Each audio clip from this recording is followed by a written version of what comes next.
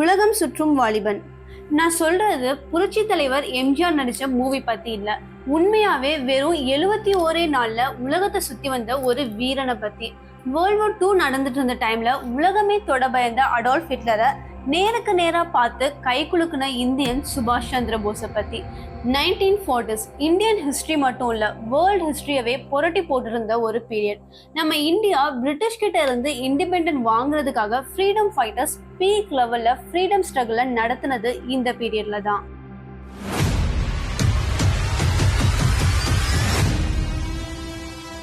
At the same time US, Japan, European கண்ட்ரீஸ்னு பல உலக நாடுகள் ரொம்பவே சிவியரா நடந்துட்டு இருந்த செகண்ட் வேர்ல்ட் வார்ல இன்வால்வ் ஆயிருந்ததும் இதே பீரியட்ல தான்.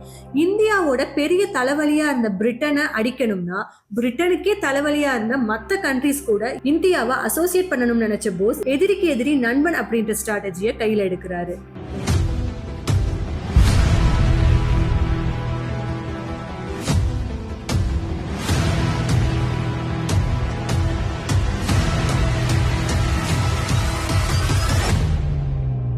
அதாவது வேர்ல்ட் வார் 2ல பிரிட்டனுக்கு எகெயின்ஸ்டா இருந்த ஆக்சஸ் கண்ட்ரீஸோட ஹெல்ப்பை கெயின் பண்ணி இந்தியாவுக்கு இண்டிபெண்டன்ஸ் வாங்கிடலாம்னு பிளான் போடுறாரு. வேறஸ் பிரிட்டிஷ் கவர்மெண்ட் நம்ம இந்தியன் சோல்ஜர்ஸை அவங்களுக்காக வேர்ல்ட் வார் 2ல இன்வால்வ் ஆக ஃபோர்ஸ் பண்றாங்க. அதை ரொம்பவே ஸ்ட்ராங்கா அப்போஸ் பண்ண போஸ் பிரிட்டிஷ் பாலிசிஸ்க்கு அகெயின்ஸ்டா கல்கத்தால லார்ஜ் ஸ்கேல ப்ரொடெஸ்டா ஆர்கனைஸ் பண்றாரு. போஸோட இந்த ஆக்டிவிட்டி பிரிட்டனோட கலோனியல் அத்தாரிட்டிக்கு டைரக்ட் சேலஞ்சாவும் பெரிய த்ரெட்டனாவும் மாறுது. ஸோ போஸ் உள்நாட்டு கலவரங்களுக்கு காரணமா இருக்காருன்னு சொல்லி பிரிட்டிஷ் கவர்மெண்ட் அவரை அரெஸ்ட் பண்ணுது. பட் ஜெயில இருந்தா போஸோட எதிரிக்கு எதிரி நண்பன் ஸ்ட்ராட்டஜி என்ன ஆகுறது? இதை யோசிச்ச போஸ் எப்படியாவது பிரிசன்ல இருந்து வெளியே போகணும்னு நினைக்கிறாரு. ஸோ நவம்பர் 1940ல பிரிசனுக்குள்ள இருந்த போஸ் உண்ணாவிரதத்தை வெப்பனா யூஸ் பண்ண ஆரம்பிக்கிறாரு. பிரிட்டன் காப்ஸ் எவ்வளோ ஃபோர்ஸ் பண்ணியும் சாப்பிடாம இருந்த போஸோட ஹெல்த் ரொம்பவே பேடா அஃபெக்ட் ஆகுது. இதை கேள்விப்பட்ட பிரிட்டிஷ் கவர்மெண்ட் பிரிசன்ல இருந்த போஸோட உயிருக்கு ஏதாவது ப்ராப்ளம் வந்தா அவரை ஃபாலோ பண்ற ரெவல்யூஷனரிஸ் பெரிய லெவல்ல ப்ராப்ளம் கிரியேட் பண்ணுவாங்கன்னு பயந்து டிசம்பர் 1940ல சுபாஷ் சந்திர போஸை கொல்கத்தால இருக்க அவரோட வீட்டுல ஹவுஸ் அரெஸ்ட் பண்றாங்க. கிட்டத்தட்ட 1.5 month ஹவுஸ் அரெஸ்ட்ல இருந்த போஸ் அவரோட ஹெல்த் கண்டிஷன் கொஞ்சம் நார்மல் ஆனதும் அங்க இருந்து எஸ்கேப் ஆக பிளான் பண்றாரு.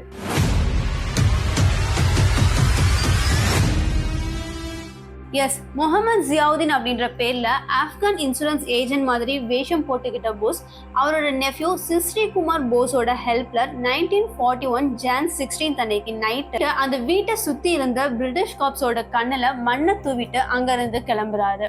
அங்க இருந்து கால்ல கிளம்புன போஸ் அதுக்கு அடுத்த நாள் ஜான் 17ல கோமாவை ரீச் பண்ணி அங்க இருந்து ட்ரெயின் மூலமா டெல்லி, தென் பெஷவர் அண்ட் ஃபைனலி ஆப்கானிஸ்தான்குள்ள என்டர் ஆறாரு. அங்க லாங்குவேஜ் ப்ராப்ளமா அவாய்ட் பண்ண நினைச்ச போஸ் ஒரு டெஃபெண்டர் மாதிரி நடிக்கிறாரு.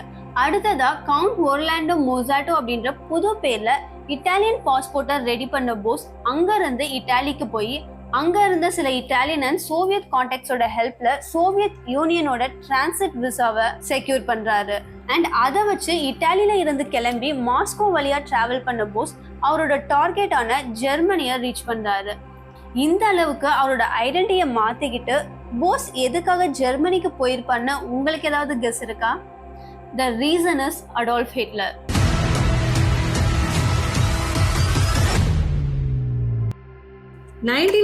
ஏப்ரல்ல போஸ் ஹிட்லரோட வீட்டுக்கே போறாரு. அங்க அவரை பார்த்த ஹிட்லர் ஹலோ சுபாஷ் அப்படின்னு அவரோட பேரை சொல்லி இன்வைட் பண்றாரு. அண்ட் இந்தியாவோட இண்டிபெண்டன்ஸ் மூமெண்ட்ல நாசி ஜெர்மனி இந்தியாவுக்கு சப்போர்ட்டிவா இருக்கும்னு ப்ராமிஸ் பண்றாரு. இப்படி ஹிட்லரோட சப்போர்ட்டை கெயின் பண்ண போஸ் ஜெர்மனில இருந்து ஜப்பான், அங்க இருந்து சிங்கப்பூர் அண்ட் சிங்கப்பூர்ல இருந்து தாய்வான் அவரோட ஜேர்னியை கண்டினியூ பண்றாரு. பட் சுபாஷ் சந்திர போஸோட இந்த ஜேர்னி தான் வார் டைம்ல நடந்த one of the history's most daring மிஷனாகவும் அன்பார்ச்சுனேட்லி போஸோட ஃபைனல் ஜேர்னியாகவும் மாறப்போகுதுன்னு அப்ப போஸ் உட்பட யாருக்குமே தெரியல.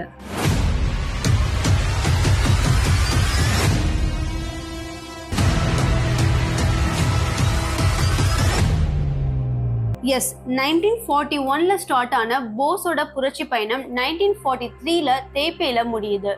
அதாவது தேய்பேல நடந்த பிளேன் கிராஷ்ல சுபாஷ் சந்திர போஸ் இறந்து போயிட்டதா ஜாப்பனீஸ் ரேடியோல அனௌன்ஸ்மெண்ட் வருது. இந்த நியூஸை கேட்டு இன்க்ளூடிங் போஸோட ஃபாலோவர்ஸ், ஃப்ரெண்ட்ஸ் அண்ட் ஃபேமிலின்னு யாருமே வருத்தப்படலை. பிகாஸ் அதை நம்பினாதானே அதை நினைச்சு ஃபீல் பண்றதுக்கு. இதை ஒரு கேட்டகரியை எடுத்துக்கிட்டா, ஒரு இந்தியன் ஃப்ரீடம் ஃபைட்டர் இறந்து போயிட்டதா இன்னொரு கண்ட்ரி அனௌன்ஸ் பண்ணப்ப இந்தியாவில் இருந்த மற்ற ப்ராமினன்ட் ஃப்ரீடம் ஃபைட்டர்ஸ் யாருமே கொஸ்டின் பண்ணல. சொல்ல போனா இப்ப வரைக்கும் சுபாஷ் சந்திர போஸோட டெத் ஹிஸ்டரியோட ஒரு பெரிய மிஸ்ட்ரியாவே இருக்கு. பட் போஸோட டெத்தை மிஸ்ட்ரி ஆக்குனது இந்தியன் பாலிடிக்ஸா, வேர்ல்ட் பாலிடிக்ஸா? ஒரு இந்திய வீரனோட மரணத்தை பத்தி இந்தியா கேள்வி கேட்காம இருந்ததுக்கான காரணம் போஸுக்கும் காந்திக்கும் நடுவுல கிரியேட் ஆன கான்ஃபிளிக்ஸா? அப்படி என்னதான் அவங்களுக்குள்ள பிரச்சனை? இது எல்லாத்தையும் தாண்டி இந்தியன் ஃப்ரீடம் ஃபைட்டர்ஸை நம்பாம சுபாஷ் சந்திர போஸ் மற்ற கண்ட்ரிஸை அப்ரோச் பண்ண காரணம் என்ன? இப்படி சுபாஷ் சந்திர போஸ் எடுத்த பிரேவான டெசிஷன்ல ஆரம்பிச்சு இப்ப வரைக்கும் அன்சால்வ்டு மிஸ்ட்ரியா இருக்கு அவரோட டெத் வரைக்கும்னு நாங்க ஸ்டடி பண்ண சில இன்ட்ரெஸ்டிங் ஃபேக்ட்ஸ் ஒரு சின்ன நரேஷனா உங்களுக்காக.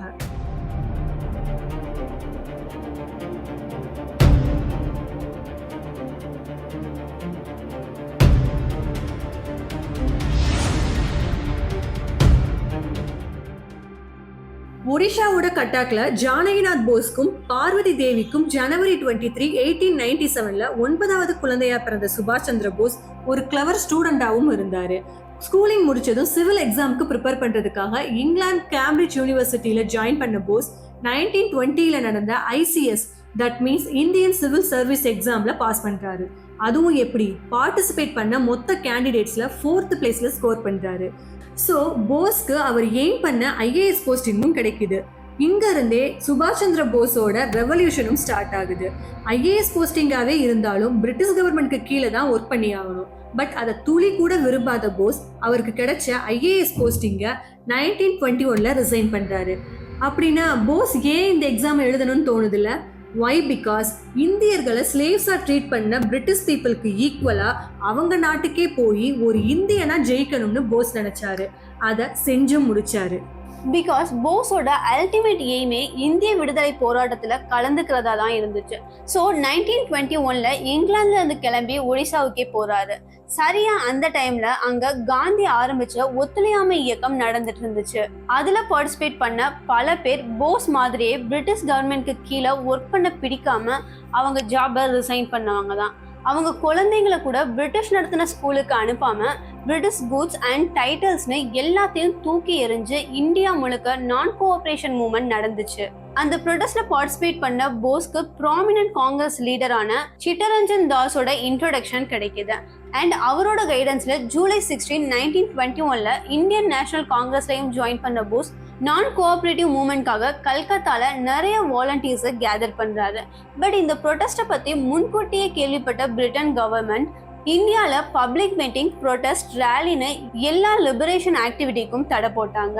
ஆனா அதையும் மீறி கல்கட்டால இந்த மூவ்மெண்ட்டை லீட் பண்ண போஸையும் இன்னும் சில காங்கிரஸ் ஒர்க்கர்ஸையும் அண்ட் நேரு, தாஸ் மாதிரியான சில காங்கிரஸ் லீடர்ஸையும் பிரிட்டிஷ் காப்ஸ் அரெஸ்ட் பண்றாங்க. 6 மாசத்துக்கு அப்புறம் மற்ற காங்கிரஸ் லீடர்ஸ்க்கு முன்னாடியே ரிலீஸ் ஆன போஸ் உடனே அடுத்த ப்ரொடெஸ்ட்ல இறங்குறாரு. நவம்பர் 1921 பிரிட்டனோட பிரின்ஸ் வேல்ஸ் அப்படின்ற ஷிப் இந்தியாவுக்கு வரப்போறதை தெரிஞ்சுக்கிட்ட சுபாஷ் சந்திர போஸ் அதை ஸ்டாப் பண்ண டிசைட் பண்றாரு. அதுக்காக சில காங்கிரஸ் ஒர்க்கர்ஸை கேதர் பண்ணி பிரின்ஸ் வேல்ஸ் என்டர் ஆக போற கல்கத்தா கோஸ்ட்ல ப்ரொடெஸ்ட ஸ்டார்ட் பண்றாரு. போஸோட இந்த ஆக்டிவிட்டி பிரிட்டிஷ் கவர்மெண்ட்டை கடுப்பேத்த இந்த ரெவல்யூஷன் டீமை இல்லீகல் டீம்னு அனௌன்ஸ் பண்ணி போஸோட சேர்த்து மொத்த பேரையும் அரெஸ்ட் பண்றாங்க. இப்படி போஸ் தனியாளா நின்று நடத்தின ப்ரொடெஸ்ட் பத்தியும் போஸோட கட்ஸ பத்தியும் கேள்விப்பட்ட காந்தி போஸ் ரிலீஸ் ஆனதுக்கு அப்புறம் 1923 அவரை ஆல் இந்தியா யூத் காங்கிரஸோட பிரசிடென்டாவும் பெங்கால் ஸ்டேட் காங்கிரஸோட செக்ரட்டரியாவும் எலெக்ட் பண்றாரு. ஆல் இண்டியா யூத் காங்கிரஸோட பிரசிடென்ட் ஆன போஸ் அவரோட ரெவல்யூஷனரி ஸ்பீச்சஸ் அண்ட் ரைட்டிங்ஸ்னால யூத்ஸோட மனசுல விடுதலை புரட்சியை இன்ஃப்ளூயன்ஸ் பண்றாரு. இதனால பல பேர் பிரிட்டிஷ் கவர்மெண்ட்டுக்கு அகைன்ஸ்டா தலை தூக்குறாங்க. ஸோ சுபாஷ் Chandra Bose British east India கம்பெனிக்கு ஒரு சிம்ம சொப்பனமா மாறுறாரு. ஸோ அவர் வெளியே இருந்தா நமக்கு தலைவலிதான்னு நினைச்ச பிரிட்டிஷ் கவர்மெண்ட் 1925 அவரை அரெஸ்ட் பண்ணி ஃபர்ஸ்ட் அலிப்பூர் சென்ட்ரல் ஜெயிலையும், அங்க இருந்து நார்த்தன் பெங்கால்ல இருக்க பெர்ஹாம்பூர் ஜெயில் அண்ட் அங்க இருந்து பர்மாவோட மண்டேலா பிரிசன்னு அவரை ஷிஃப்ட் பண்ணிக்கிட்டே இருக்காங்க. இப்படி அவரோட இடத்த மாத்திட்டே இருக்க காரணம் பிரிட்டிஷ் கவர்மெண்ட் போஸை லீகலா அரெஸ்ட் பண்ணல.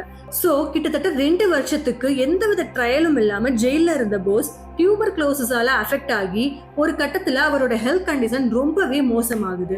இதுக்கு மேல அவரை உள்ள வச்சிருந்தா அவரோட உயிருக்கு ஆபத்துன்னு யோசிச்ச பிரிட்டன் காப்ஸ் 1927ல அவரை ரிலீஸ் பண்றாங்க. வெளியே வந்ததும் டியூபர்குலோசிஸ்க்கு ட்ரீட்மெண்ட் எடுத்துக்கிட்ட போஸ் கொஞ்ச நாளுக்கு அப்புறம் மறுபடியும் நேஷனல் ஆக்டிவிட்டீஸை ஆரம்பிக்கிறாரு. 1928ல நேரு கூட சேர்ந்து பிரிட்டிஷ் கவர்மெண்ட் இந்தியாவுக்கு கொடுத்த டொமினியன் ஸ்டேட்டஸ், அதாவது இந்தியா பிரிட்டிஷ் எம்பையருக்கு கீழே ஒரு சுயாட்சியா இருக்கிறதை எதிர்த்தும் கம்ப்ளீட் இண்டிபெண்டன்ஸை டிமாண்ட் பண்ணியும் பிரிட்டிஷ் கவர்மெண்டோட சைமன் கமிஷனை அப்போஸ் பண்றாரு. தென் காந்தி நடத்தின நம்ம குடியுரிமைக்கான ஒத்துழையாமை இயக்கத்துல கலந்துகிட்ட போஸ் மறுபடியும் அரெஸ்ட் ஆறாரு. அதுல இருந்து ஒரு வருஷத்துல, அதாவது 1930ல ரிலீஸ் ஆன போஸ் கல்கத்தாவோட மேயரா எலெக்ட் ஆறாரு. அந்த பாயிண்ட்ல போஸோட ஐடியாலஜி கம்ப்ளீட்டா சேஞ்ச் ஆகுது. அதாவது நான் வயலன்ஸை மட்டும் ஃபாலோ பண்ணி பிரிட்டிஷ் கிட்ட இருந்து இந்தியா இண்டிபெண்டன்ஸ் வாங்க முடியாதுன்னு ஸ்ட்ராங்கா நம்ப ஆரம்பிச்ச Bose militant approach and arm ரெசிஸ்டன்ஸ்னு வயலண்ட் ரெவல்யூஷனை இம்ப்ளிமெண்ட் பண்றாரு. பட் சரியா அந்த நேரத்துல போஸ்க்கு மறுபடியும் டியூபர்குலோசிஸ் சிவியராக அவர் பிப்ரவரி 1933ல மெடிக்கல் ட்ரீட்மெண்ட்காக யூரோப்புக்கு போறாரு.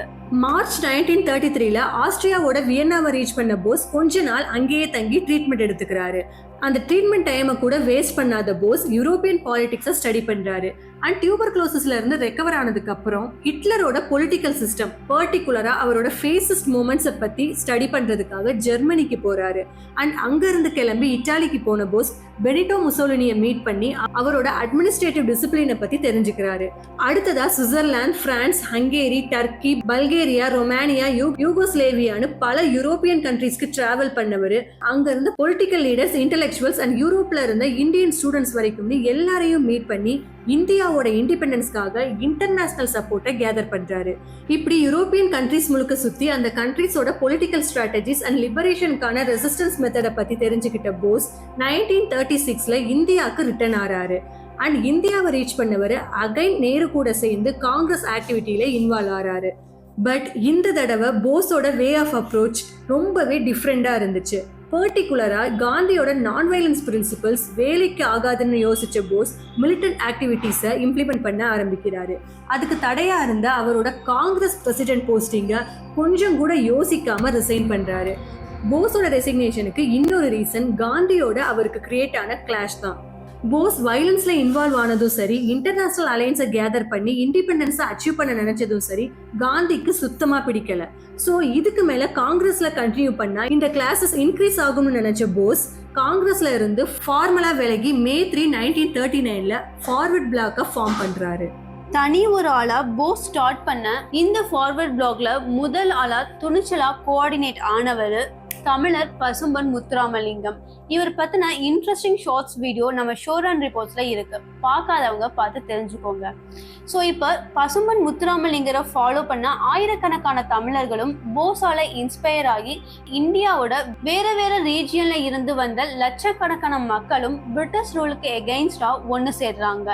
இவங்களால நாடு முழுக்க புரட்சிகள் வெடிக்குது. ஸோ இப்போ போஸ் பிரிட்டிஷ் கவர்மெண்ட்க்கு ஒரு பெரிய த்ரெட்டனிங்கா மாற ஆரம்பிக்கிறாரு.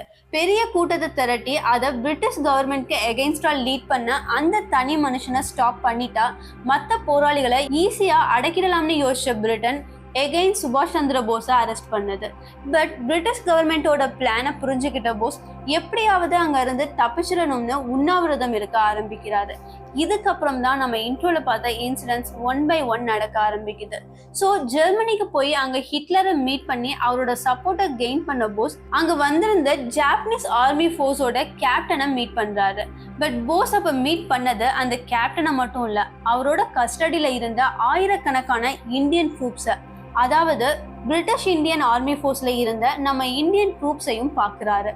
எஸ், வேர்ல்ட் வார் 2ல இன்வால்வ் ஆன ஜப்பான் சிங்கப்பூர் பேட்டில் பிரிட்டனை தோக்கடிச்சு அதுல தோத்து போன பிரிட்டிஷ் ஃபோர்ஸை அரெஸ்ட் பண்ணியிருக்காங்க. ஸோ பிரிட்டனை இந்தியால இருந்து துரத்துறது தான் போஸோட அல்டிமேட் கோல்னு தெரிஞ்சுக்கிட்ட ஜாப்பனீஸ் கேப்டன் போஸ்க்கு சப்போர்ட் பண்ற விதத்துல அவரோட கஸ்டடியில இருந்த 40,000 இந்தியன் ட்ரூப்ஸ் அண்ட் அவங்களோட கேப்டன் மோகன் சிங்கை போஸ் கிட்ட ஹேண்ட் ஓவர் பண்றாங்க. இதுக்கப்புறம் அங்கேயே சில மாசங்களுக்கு ஸ்டே பண்ண போஸ் கேப்டன் மோகன் சிங்கோட லீடிங்ல 1942ல இந்தியன் நேஷனல் ஆர்மி, அதாவது ஃபார் த ஃபர்ஸ்ட் டைம் இந்தியாவுக்குன்னு ஒரு செப்பரேட் ஆர்மி ஃபோர்ஸை எஸ்டாப்ளிஷ் பண்றாரு. இது ஒரு பக்கம் இருக்க, அந்த சமயத்துல ஜப்பான் தான் வேர்ல்ட் வார் 2ல லீடிங்ல இருக்குன்னு தெரிஞ்சுக்கிட்ட Bose Japanese prime minister Hideki டோஜோவை மீட் பண்ணி அவர்கிட்ட ஹெல்ப் கேட்க ஜப்பானுக்கு கிளம்புறாரு. Through submarine.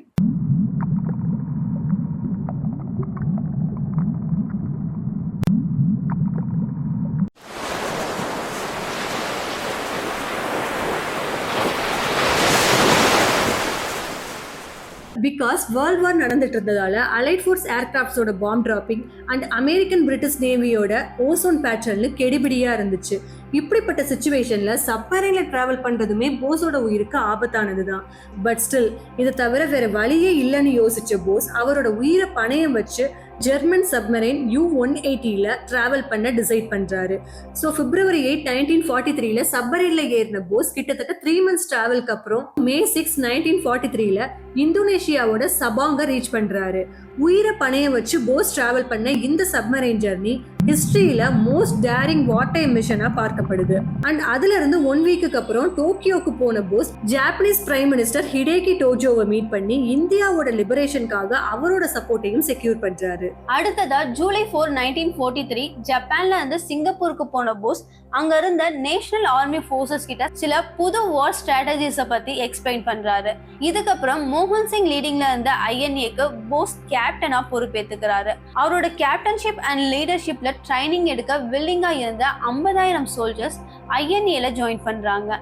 அங்க போஸோட மிலிட்டரி ஸ்ட்ராட்டஜியை பார்த்து அட்மையர் ஆன அந்த சோல்ஜர்ஸும் ஆக்சஸ் ஃபோர்ஸும் போஸை நேதாஜின்னு கூப்பிட ஆரம்பிக்கிறாங்க.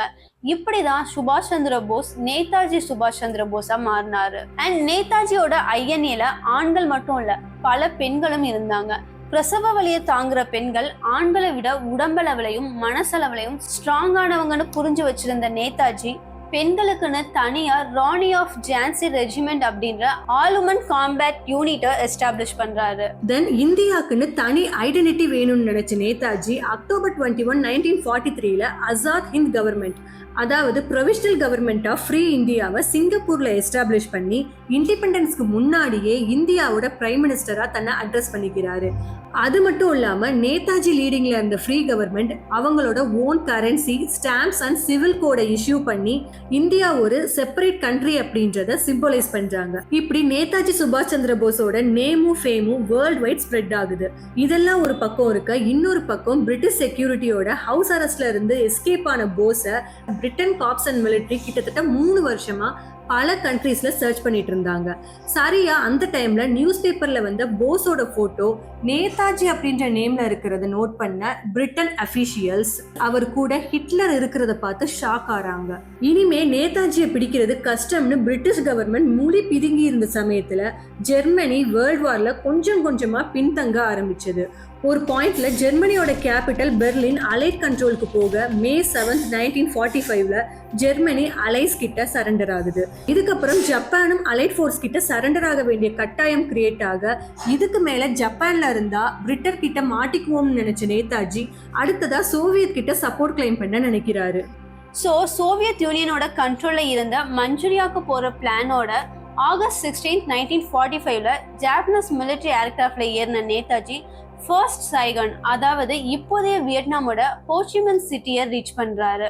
தென் ஜாப்பனீஸ் ஃபீல்ட் மார்ஷல் ஹிசாச்சி டெரிச்சியோட ஹெல்ப்ல August 18 மார்னிங் டோக்கியோக்கு போற ஒரு ஜாப்பனீஸ் பாம்பர் பிளேன்ல ஏறுறாரு. ஆல்ரெடி 7 பேரோட வந்த இந்த பிளேன்ல 8வது ஆளா நேதாஜி ஏற ஃபிளைட் அங்கிருந்து டேக் ஆஃப் ஆகி அப்ராக்சிமேட்டா 3 hours டிராவலுக்கு அப்புறம் ஃபியூயல் ரீஃபில்லிங்காக தைவானோட டைபேயில லேண்ட் ஆகுது. அதுக்கப்புறம் சரியா ஆஃப்டர்நூன் 2:30க்கு டேக் ஆஃப் ஆன அந்த ஜாப்பனீஸ் பாம்பர் பிளேன் அதுல இருந்து சில நிமிஷங்கள்ல என்ஜின் ஃபெயிலியர் காரணமா டேக் ஆஃப் ஆன அந்த ரன்வேலேயே கிராஷ் ஆகுது. அப்படி பிளேன் கிராஷ் ஆனதா சொல்லப்படுது. அப்படி அதில் ட்ராவல் பண்ணவங்களுக்கு பர்டிகுலரா நேதாஜி சுபாஷ் சந்திர போஸோட ட்ரெஸ் ஃபியூயல்ல சோக் ஆகி கிராஷ்ல கிரியேட் ஆன ஃபயரால அவரோட உடம்பு முழுக்க தீப்பிடிச்சதா சொல்லப்படுது. ஸோ உடனே தாய்பாயில இருக்க நான்மன் மிலிட்டரி ஹாஸ்பிட்டல்ல அட்மிட் பண்ணப்பட்ட நேதாஜிக்கு 6 hours ட்ரீட்மெண்ட் கொடுத்தும் 3rd degree பர்ன்ஸால சிவியரா சஃபர் ஆயிருந்த நேதாஜி அன்னைக்கு நைட், அதாவது August 18 நைட்டே இறந்து போனதாகவும் சொல்லப்படுது. ஃபைனலி நேதாஜி தாய்வான் ஃப்ளைட் கிராஷ்ல இறந்து போனதா ஜாப்பனீஸ் ரேடியோல ஃபார்மலா அனௌன்ஸ் பண்ணப்படுது. பட் இந்தியன் போலீஸும் சரி, நேதாஜியோட ஃபேமிலி மெம்பர்ஸும் சரி, நேதாஜியோட இந்த டெத் நியூஸை நம்பவே இல்லை. அதை விட முக்கியமா நேதாஜியோட உடம்ப அவர் ஃபேமிலி கிட்ட ஹேண்ட் ஓவர் பண்ணப்படாததால அவரோட டெத் இப்போ வரைக்குமே ப்ரூவ் ஆகல. 1945 ஆகஸ்ட் 22ல ஜப்பான் கவர்மெண்டே நேதாஜியோட பாடியை தாய்பாயில தகனம் பண்ணிட்டதா நேதாஜியோட ஃபேமிலி கிட்ட சொல்றாங்க. பட் இந்தியன் பீப்புள்ல ஆரம்பிச்சு வேர்ல்டு வைட் இருக்க போஸோட பிலீவர்ஸ் யாருமே இதை கொஞ்சம் கூட நம்பல. அண்ட் நேதாஜியோட டெத்தை பத்தி என்கொயரி பண்றதுக்கு பல என்கொயரி கமிஷனும் அப்பாயிண்ட் ஆயிருக்கு. அது இந்தியாவுக்கு இண்டிபெண்டன்ஸ் கிடைச்சதுக்கு அப்புறம் first Indian prime minister Jawaharlal நேருவோட கவர்மெண்ட்ல ஸ்டார்ட் பண்ணி 2005ல இந்தியன் பிரைம் மினிஸ்டரா இருந்த டாக்டர் மன்மோகன் சிங்கோட கவர்மெண்ட் வரைக்கும் என்கொயரி கமிஷன் ஃபார்ம் பண்ணி நேதாஜியோட டெத் கேஸை இன்வெஸ்டிகேட் பண்ணாங்க. பட் அன்ஃபார்ச்சுனேட்லி எந்த ரிப்போர்ட்ஸுமே ஃபைனலைஸ் ஆகல. It's still unsolved. பல புரட்சிகளை செஞ்சு வரலாற்றுல மறைக்க முடியாத வீரனா வாழ்ந்த நேதாஜி சுபாஷ் சந்திர போஸை பத்தி நம்மள நிறைய பேருக்கு முழுசா தெரியாம தான் இருக்கு. அவரோட மரணத்தை மர்மமாக்குனது அரசியல் அப்படின்றது சில பேரோட பலமான கருத்து. ஆனா அது இந்திய அரசியலா இல்லைன்னா உலக அரசியலா அப்படின்றதுதான் பெரிய கேள்விக்குறியா இருக்கு. நேதாஜி சுபாஷ் சந்திர போஸோட பல புரட்சிகள் மறைக்கப்பட்டாலும் நம்ம நேஷனல் எம்பலம், அதாவது 4 தலை சிங்கத்தோட மறைக்கப்பட்ட பின்தலை மாதிரி இந்தியாவுக்கு இண்டிபெண்டன்ஸ் கிடைச்சதுல பேக் போனா இருந்த இந்தியன் நம்ம நேதாஜி சுபாஷ் சந்திர போஸ் அப்படின்றதுதான் மறுக்க முடியாத உண்மை.